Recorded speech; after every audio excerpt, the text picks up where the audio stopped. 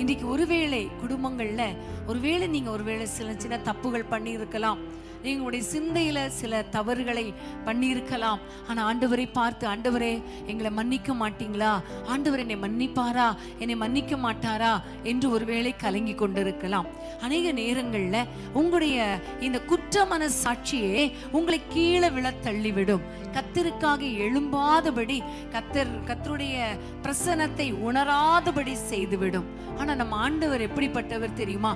ஒருவேளை ஒரு அக்கிரமம் செய்தால் கூட, குற்றம் பண்ணினால் கூட, நம்முடைய ஆண்டவர் நாம் யாக்கோபா இருக்கும் பொழுது, அவருடைய பிள்ளைகளா இருக்கும் பொழுது, ஆவிக்குரிய இஸ்ரவேலர்களா இருக்கும் பொழுது அதை பார்க்கவே மாட்டேன் என்று கர்த்தர் சொல்லுகிறார். ஒரு காலத்துல பாவியாக இருந்த பொழுது ஆண்டவர் நம்மை தேடி வந்தார் இல்லையா?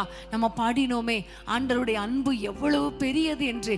பாவியாய் இருக்கையில் நம்மை தேடி வந்த தெய்வம் இப்பொழுதும் நம்முடைய பாவங்களை அவர் நினையாதிருக்கிற தேவனாய் இருக்கிறார். நம்மிடத்திலே அக்கிரமத்தை பார்க்கிறதில்லை, நம்மிடத்திலே குற்றம் கண்டுபிடிக்கிறதில்லை. அதை வைத்து அப்படியே உனக்கு ஆசீர்வாதம் பண்ண மாட்டேன், உன்னை ஆசீர்வதிக்க மாட்டேன் என்று சொல்லுகிறவர் நம்முடைய ஆண்டவர் கிடையாது. அவர் நம்முடைய பாவங்களை மன்னிக்கிறவர், எல்லா நியாயங்களில் இருந்தும் நம்மை விடுவிக்கிறவர் மாத்திரமல்ல, நமக்கு அற்புதங்களை செய்கிறவர். அவர் நம்மோடு கூட இருக்கிறார். அவருடைய ஜெய கம்பீரம் நமக்குள் இருக்கிறது.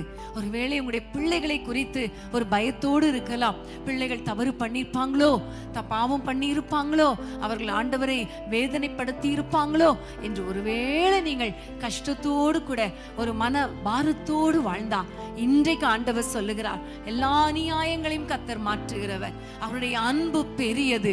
இன்றைக்கு கர்த்தருடைய அன்பு உங்களுடைய குடும்பங்களுக்குள்ளே இறங்கி வரப்போகிறது. ஆண்டவரை நீங்கள் புரிந்து கொள்ளுங்கள்.